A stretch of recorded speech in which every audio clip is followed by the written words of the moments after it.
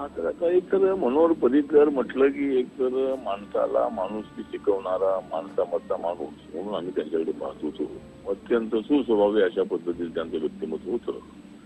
ते ज्यावेळेला संरक्षण मंत्री म्हणून ज्यावेळेला दिल्लीला आले त्यावेळेला त्यांना अनेक वेळेला भेटण्याची संधी आपल्याला मिळाली आणि अनेक कामांच्या संबंधामध्ये अत्यंत सिरियसली काम करणारे अशा पद्धतीचे ते मंत्री होते. आणि माझ्याबद्दल त्यांना प्रचंड आदर असायचा, कारण मी आंबेडकरी चळवळीमधला मी कार्यकर्ता होतो आणि मी खासदार होतो ज्यावेळेस मी मंत्री नव्हतो. त्यावेळेला त्यांच्याबरोबर माझी अत्यंत जवळची ऋणानुबंध होती. अनेक वेळेला त्यांच्यावर आपल्या भेटी व्हायच्या.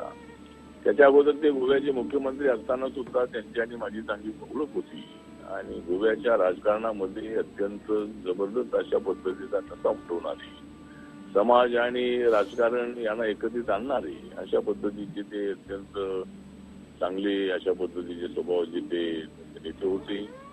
त्यांच्यात जाण्यामुळं एक गोव्यातच नव्हे तर साऱ्या देशामध्ये अत्यंत चांगल्या पद्धतीचं काम करणारा एक कार्यकर्ता, नेता, मंत्री, मुख्यमंत्री हरपलेला आहे. आणि आंबेडकरी चळवळीबद्दल त्यांना प्रचंड अशा पद्धतीचं प्रेम होतं बाबासाहेब आंबेडकरांच्या बद्दल. म्हणूनच त्यांचे आणि माझे संबंध अत्यंत चांगले होते. अचानकपणे त्यांचं जे निधन झालेलं आहे त्यामुळे आम्हाला धक्काच बसलेला आहे.